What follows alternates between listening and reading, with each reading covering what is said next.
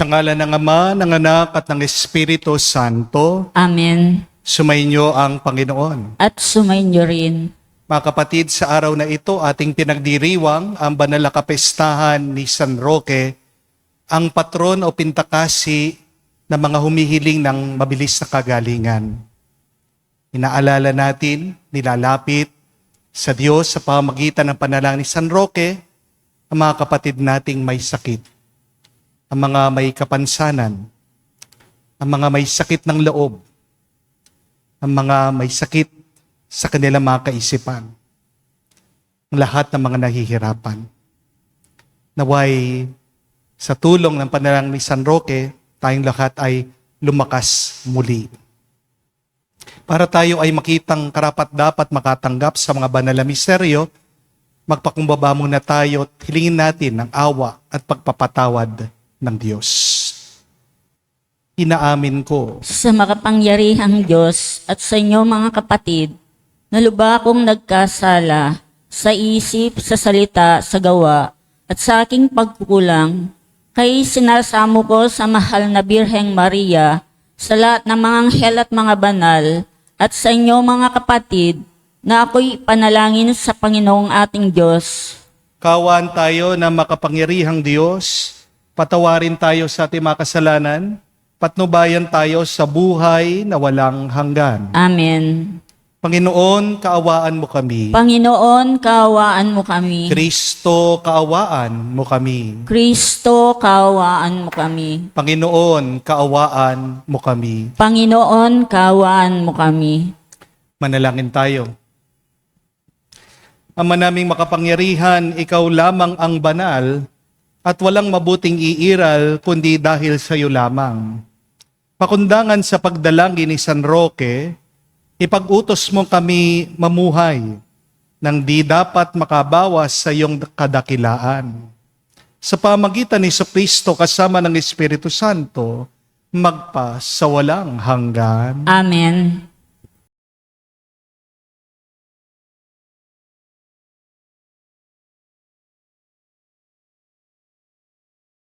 Pagbasa mula sa aklat ni Josue. Noong mga araw na iyon, sinabi ni Josue sa mga tao, "Kaya naman ngayon, sambahin ninyo ang Panginoon at paglingkuran ninyo siya ng tapat.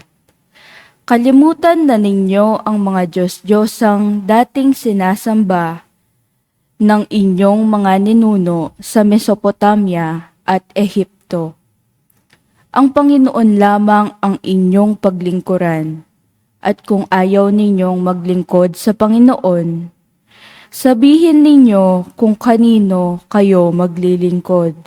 Sa Diyos-Diyosang sinamba ng inyong mga ninuno sa Mesopotamia o sa mga Diyos-Diyosan ng mga Amoreo na sinasamba dito sa lupaing inyong tinatahanan.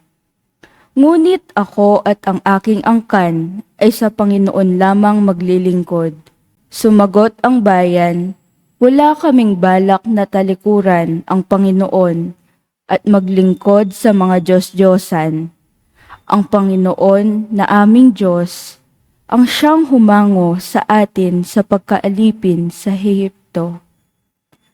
Nasaksihan din namin ang mga kababalaghang ginawa niya upang tayo'y maingatan saan man tayo mapadako at mailigtas sa mga kaaway na ating nadaanan. Kaya't kami rin ay sa Panginoon maglilingkod. Siya ang ating Diyos."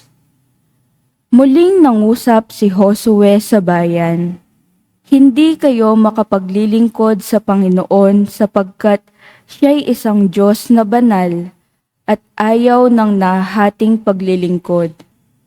Hindi niya ipahihintulot ang inyong mga pagsuway at pagkakasala kapag tinalikuran ninyo siya at naglingkod kayo sa mga Diyos-Diyosan.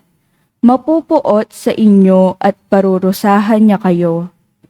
Hindi niya panghihinayangang lipulin kayo sa kabila ng maraming pagpapalang ginawa na niya sa inyo."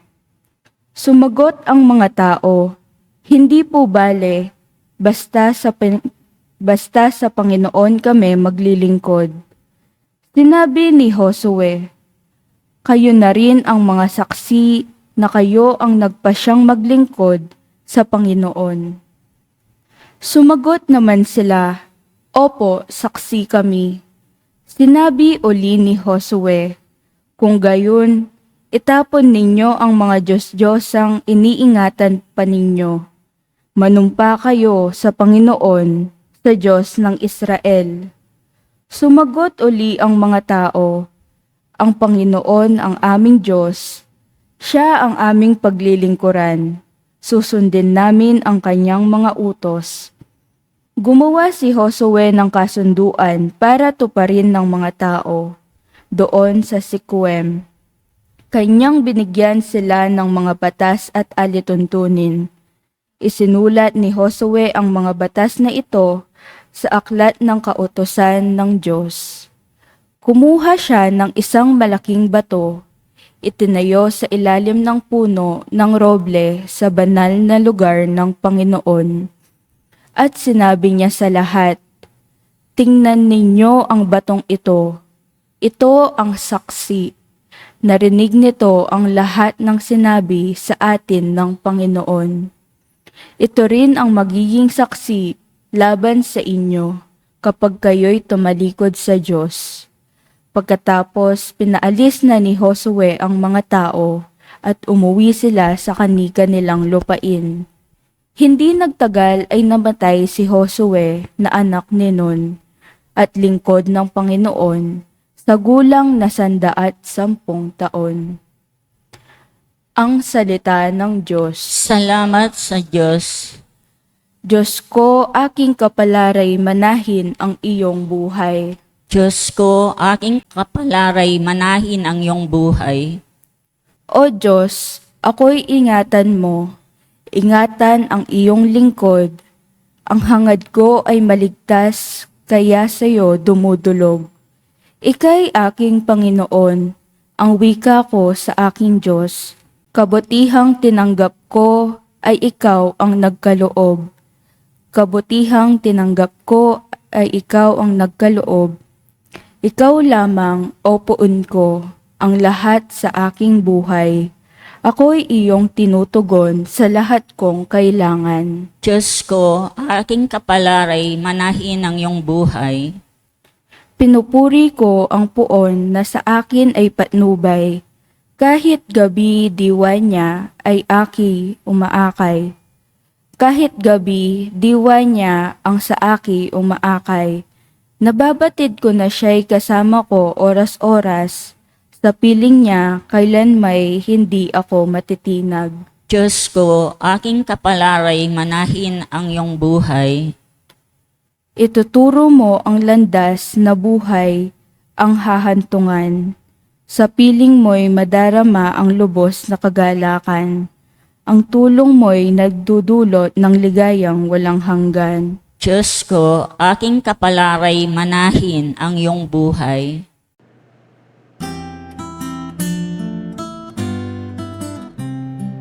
Alleluia, alleluia, alleluia,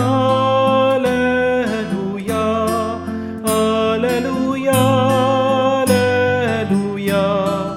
alleluia, alleluia, alleluia, alleluia, alleluia, alleluia, alleluia. Papuri sa Diyos Ama, pagkat ipinahayag niya hari, siya ng mga haba. Aleluya, aleluya. Sumainyo ang Panginoon. At sumainyo rin. Ang mabuting balita ng Panginoon ayon kay San Mateo. Papuri sa iyo, Panginoon. Nung panong yun, may nagdala ng mga bata kay Jesus upang hilingin ipatong niya sa mga ito ang kanyang kamay at ipanalangin. Ngunit pinagwikaan sila na maalagad. Datapwat sinabi ni Jesus, hayaan ninyong lumapit sa akin ang mga bata. Huwag niyo silang hadlangan. Sapagkat sa mga katulad nila, naghahari ang Diyos. tinatong niya sa kanila ang kanyang kamay, saka umalis. Mga kapatid ng mabuting balita ng ating Panginoon, Pinupuri ka naming Panginoong Hesukristo. magandang araw po muli sa inyong lahat. Paano ba gumaling? How to be healed? Mga kapatid, let's be honest, lahat po tayo ay may sakit. Nagkakasakit ang ating katawan dahil sa pagod at stress. Sumasakit ang ating loob minsan sa ibang taong nagkasala sa atin. Merong mga iba, sumasakit ang kanilang isip sa kanilang mga takot at inaalala. At meron din mga ibang tao, sakit ang kanilang bulsa. Kaya, tuwing nakakarinig po tayo ng salitang healing, parang bigla tayong nabubuhayan ng pag-asa. Kasi naghahanap tayo ng lunas sa sakit na ating pinagdadaanan. Kaya napakahalaga po ng buhay ni San Roque dahil siya po ang patron ng mga may sakit sa buhay. At ang kanyang buhay ay naging lesson manual kung paano gumaling ng mabilis. Si San Roque po ay masasabi nating wounded healer. Pinanganak po si San Roque sa Montpellier, France noong 1295. Sa kanya pong dibdib, meron siyang isang birthmark na mapula-pula sa hugis po ng krus.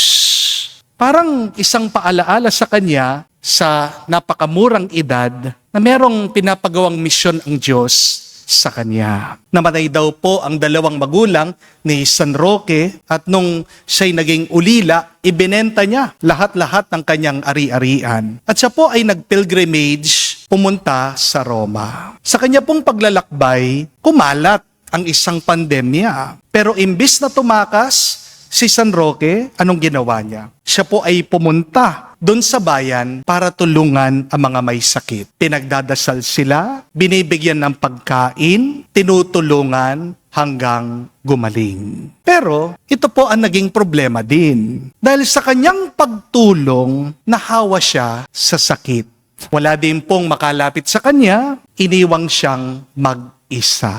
Pero habang siya'y naka-isolate, meron daw pong isang aso, araw-araw, bumibisita sa kanya. Ito po'y nagdadala ng tinapay, binibigyan siya ng pagkain, at dinidilaan yung mga sugat niya. Sa pamamagitan po ng panalangin at grasya ng Diyos, nakabawi si San Roque. Gumaling siya, lumakas siya. Here we see, my dear friends, that healing is not just receiving, but healing is allowing God's grace to work in you.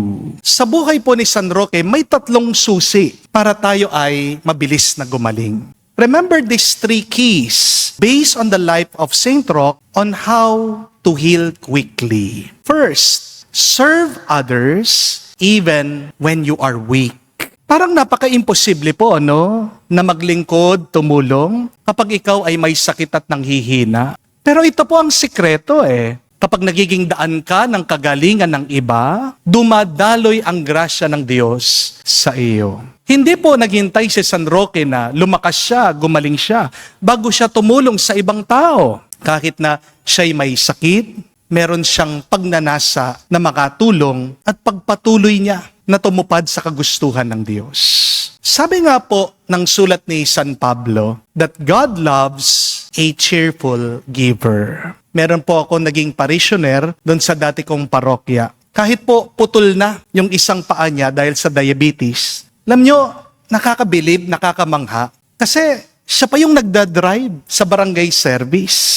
Siya po yung nagdadala, naghahatid sa mga may sakit sa hospital. Sabi po niya sa akin nung minsan, Father, kapag nagseserbisyo ako, doon hindi ako nakakaramdam ng sakit at pagkabagot.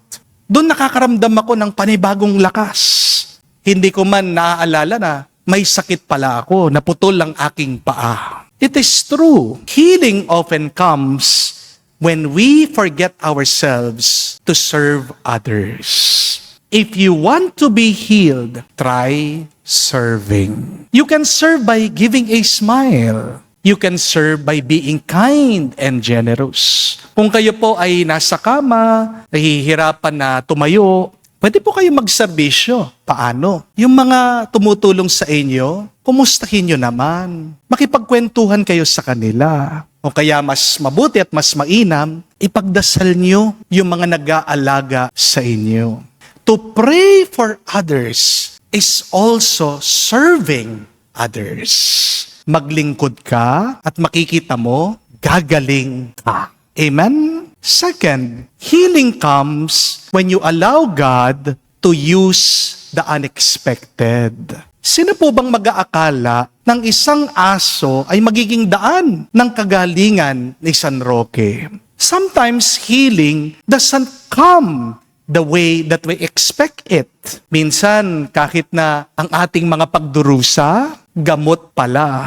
Noong po Lunes, ako po ay nagpa-check up ng dugo. Kasi po, 3 months ago, bago po ako lumipat dito sa bagong parokya, valedictorian po ako sa aking blood chem. Mataas po ang aking sugar, meron po akong fatty liver, at napakataas din po ng aking uric acid. Pero pagkatapos po ng 3 buwan na ako'y lumipat na dito sa bagong parokya, nakita ko po at ako po'y nagpapasalamat sa Diyos, bumaba lahat ng aking blood chemistry. At ngayon po, normal na ang aking uric acid. Wow, God is good. Sobra-sobra. Sabi po ng ibang tao, nagbibiro sila, Father, kaya nag-improve na yung blood chemistry mo kasi nawala na yung mga stress mo doon sa dati mong parokya. Pero alam niyo po kung anong totoo. Isang nakatulong bakit naging healthy ako ay dahil po sa aking cook, dahil sa aking tagaluto. Dati po sa aking parokya, wala po talaga akong nagluluto o cook. Puro po take out, fast food. Kung bibigyan naman po ako ng pagkain, minsan nababalitaan ng mga tao, ang paborito kong pagkain ay crispy pata. Kaya hulaan niyo po, napakarami, umuulan ng ulam, puro crispy pata. Ngayon po, dahil alam po ng aking cook na ako'y nagda-diet, nagpapababa ng aking mga blood chemistry. Kaya naman, lahat ng kanyang niluluto, healthy. Puro isda, puro gulay. Di ba? Ang pagkain ay ang unang gamot natin. Remember that. You might have forgotten that, my dear friends. That healthy food is your first medicine. Kaya nga, wag mong isipin na sa gamot ka lang gagaling. Meron pang ibang pwedeng gamitin ang Diyos para sa iyong paghilom, para sa iyong pagpapabuti. Healing comes sometimes from unexpected places, from unexpected things.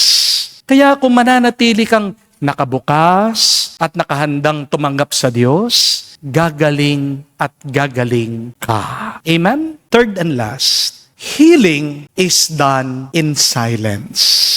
Mahirap pong gumaling sa maingay na lugar. Subukan nyo man po, kumuha kayo ng radyo. Pakalakas nyo, itutok nyo sa inyong mga halaman.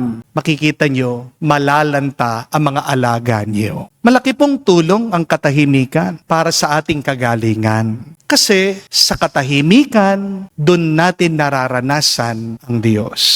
Remember, God speaks to us in silence.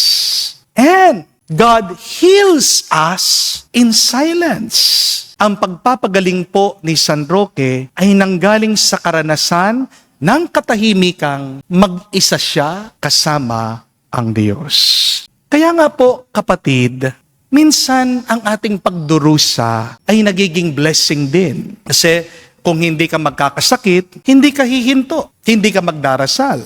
Di po ba? Sometimes God allows us to get sick so that we can rest, so that we can discover Him, be with Him once again. Sometimes God removes all of our distractions so that finally God can treat our real disease, and that is our lack of faith in Him. My dear friends, sometimes healing is more than physical.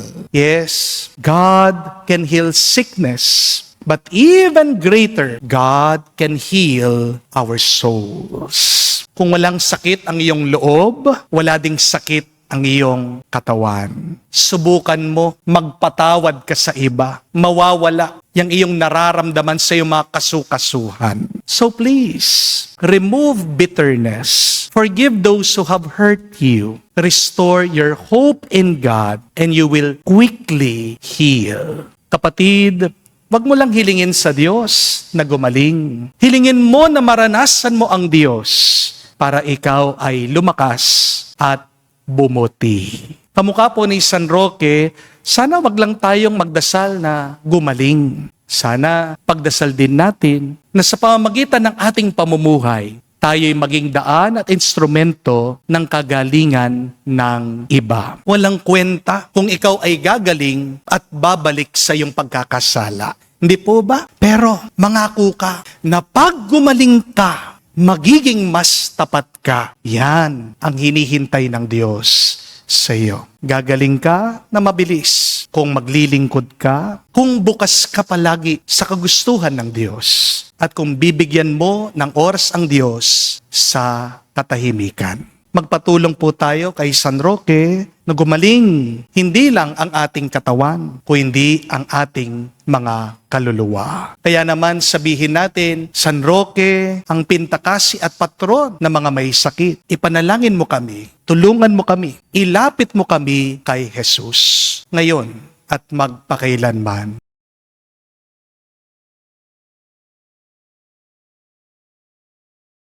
Lumapit po tayo ngayon, ipahayag natin na may pananalig sa Diyos, Ama, na nagmamahal sa kanyang mga anak, ang ating mga pangangailangan. Ating sabihin, Panginoon, dinggin mo kami. Panginoon, dinggin mo kami.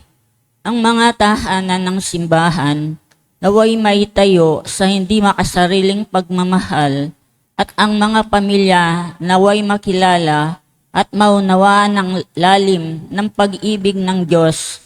Manalangin tayo sa Panginoon. Panginoon, dinggin mo kami. Ang mga mag-asawa naway maging sensitibo sa pangangailangan ng bawat isa at matagpuan ang tunay na kaligayahan sa buhay.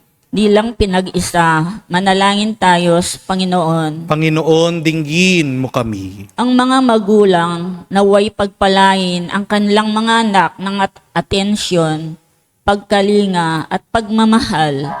Manalangin tayo sa Panginoon. Panginoon, dinggin mo kami. Sa katahimikan po ng ating puso, buksan natin, sabihin sa Diyos ang ating mga personal na pangangailangan at ganyan din pagdasal natin ang lahat ng mga kapatid nating humihiling na mabilis na kagalingan.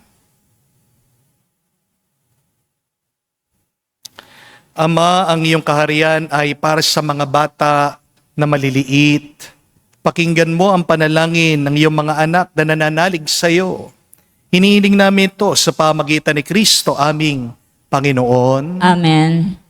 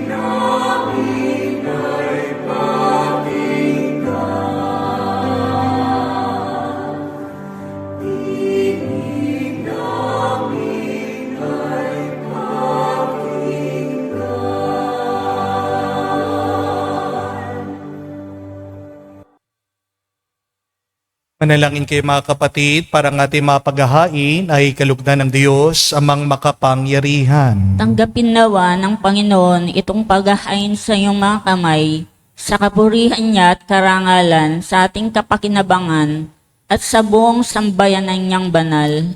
Ama naming lumika, ipagkaloob mo ang aming mapagkumbabang paglilingkod, ay kalugdan mo sa kararangal ng mga banal mong kinalulugod, at sa ikadadalisay ng aming katauhan at loob, sa pamagitan ni Jesucristo kasama ng Espiritu Santo, magpa sa walang hanggan. Amen. Sumainyo ang Panginoon. At sumainyo rin. Itaas sa Diyos sa inyong mga puso at diwa. Itinas na namin sa Panginoon. Pasalamatan natin ang Panginoong ating Diyos. Marapat na siya ay pasalamatan. Ama naming makapangyarihan, tunay nga marapat ikaw ang aming pasalamatan. Ang pagpaparangal sa iyong kabutihay, lagi mong pinapaalingaw-ngaw sa iyong sambayanan. Sa pagkakaroon ng mga kaanib na maasahan at tapat tulad mo sa pananagutan, upang magbunga ang punyagi ng iyong anak, na sa iyong pag-ibig kami makatulad. Ang mga banal na tao ay tumutulong sa lahat sa pagbibigay halimbawa at panalangin wagas. Kaya kaisa na mga anghel ay sisiawit ng papuri sa iyo. Nang walang humpay sa kalangitan, kami nagbubunyi sa iyong kadakilaan.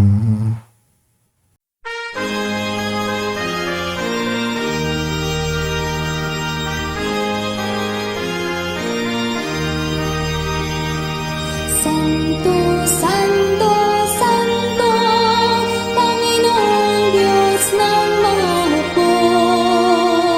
Napupuno ang langit at lupa ng kadakilaan mo. Hosana sa kaitasan, pinagpalang na paninito sa ngalan ng Panginoon. Hosana sa kaitasan, Hosana sa kaitasan. Ama naming banal, ikaw ang bukal ng tanang kabanalan. Kaya't sa pamagitan ng iyong Espiritu, gawin mong banal ang mga kaloob na ito, upang para sa amin, maging katawan at tugo ng aming Panginoong Heso Kristo. Bago niya pinagtiis ang kusang loob na maging handog, hinawakan niyang tinapay, pinasalamatan kanya, pinaghati-hati niya iyon, inabot sa kanya malagad at sinabi, tanggapin ninyong lahat ito at kanin. Itong aking katawan, ni hahandog para sa inyo.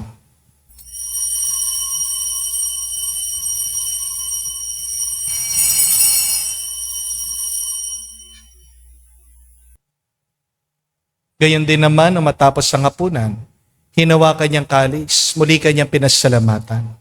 Inabot niyang kalis sa kanyang malagad at sinabi, tanggapin ninyong lahat ito at inumin. Ito ang kalis ng aking dugo. Nang bago at walang hanggang tipan ng aking dugo na ibubuhos para sa inyo at para sa lahat. Sa pagpapatawad ng mga kasalanan. Gawin ninyo ito sa pag-alaala sa akin.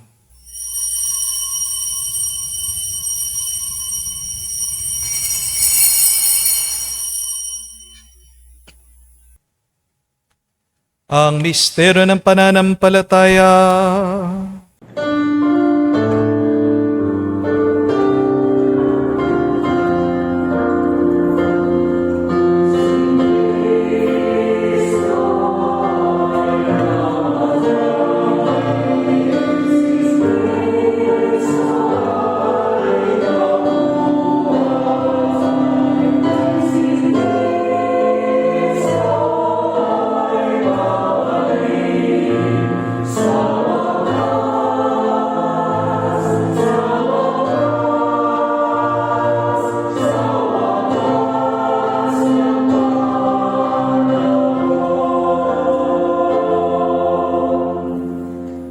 Ama, ginagawa namin ngayon ang pag-alaala sa pagkamatay muling pagkabuhay ng iyong anak.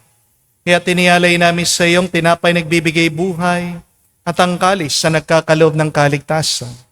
Kami nagpapasalamat dahil kami yung minarapat na tumayo sa harap mo para maglingkod sa iyo. Sinasamo namin kami magsalo-salo sa katawan at tugon ni Kristo ay mabuklod sa pagkakaisa sa pamagitan ng Espiritu Santo. Amalingapin mong iyong simbahan, laganap sa buong daigdig. Puspusin mo kami sa pag-ibig. Kaisa ni Leon ang aming Santo Papa, si Florentino aming Arsobispo ng Tanang Kaparian. Alalahanin mo rin ang aming mga kapatid na nahimlay may pag-asang sila'y muling mabubuhay. Gayon din naman lahat ng mga pumanaw. Awan mo't sila't patuloyin sa iyong kaliwanagan. Awan mo't pagindapating kaming lahat makasalo sa iyong buhay na walang wakas. Kaisa na Mahal na Birhen Maria, Ina ng Diyos. Kaisa ni San Jose ang kanyang malwalhating esposo.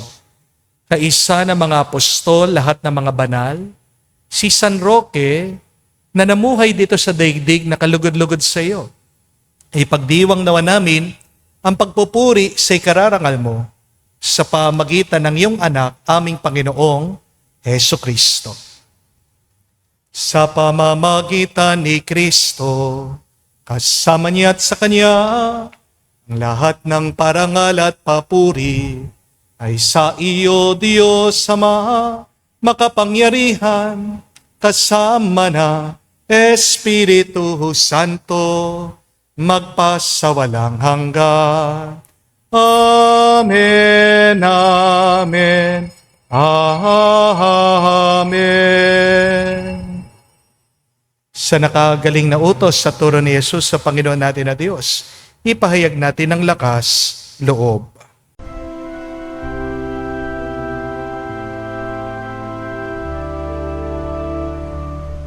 Ama namin, sumasalangit ka, sambahin ang ngalan mo, mapasa amin ang kaharian mo, sundin ang loob mo dito sa lupa para nang sa langit. Bigyan mo kami ngayon ng aming kakanin sa araw-araw.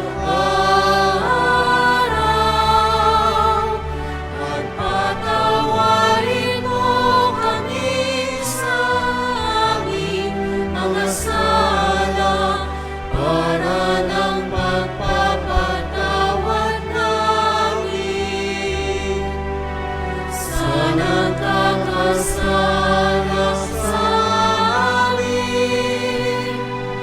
At huwag mo kami ipahintulot sa tukso, at iadya mo kami sa lahat ng masama. Hiniling namin kami adya sa lahat ng masama, pagkalooban ng kapayapaan araw-araw, ligtas sa kasalanan, ilayo sa lahat ng kapahamakan, samantalang aming pinanabikan ang dakilang araw ng pagpapahayag ng tagapagligtas naming si Heso Kristo. Sapagkat iyo ang kaharian at ang kapangyarihan at ang kapurihan magpakailanman. Amen. Panginoong Heso Kristo, sinabi mo sa mga apostol, kapayapaan ang iniiwan ko sa inyo, ang aking kapayapaan binibigay ko sa inyo. Tunghayan mo ang aming pananampalataya, huwag ang aming pagkakasala. Pagkalooban mo kami ng kapayapaan at pagkakaisa ayon sa iyong kalooban, kasama ng Espiritu Santo, magpa sa walang hanggan. Amen. Kapayapaan ng Panginoon ay laging sumainyo. At sumainyo rin. Magbigayan po tayo ng kapayapaan sa bawat isa. Piso niyo po, kapayapaan po sa inyong lahat.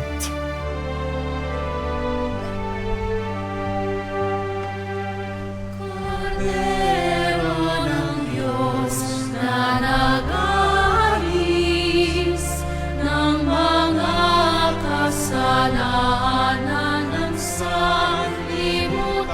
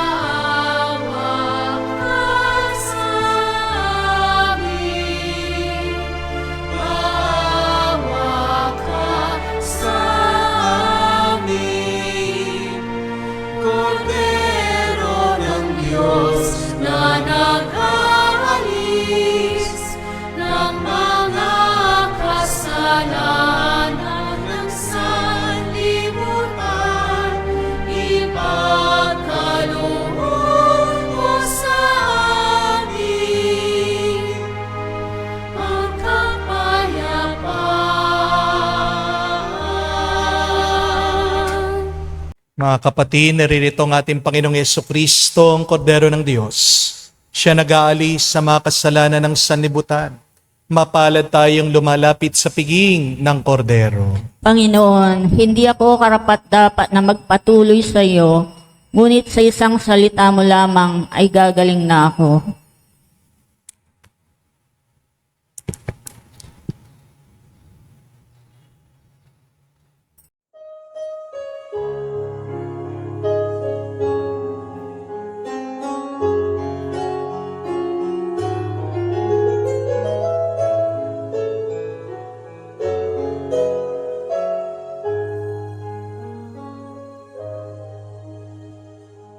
Stay with me, Lord, that I may never forget you.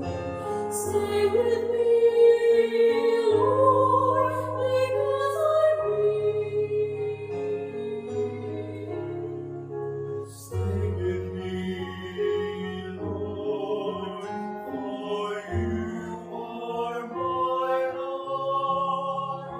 Stay with me, Lord, for you are my life. Oh, I need you, Lord Jesus, in this night of exile.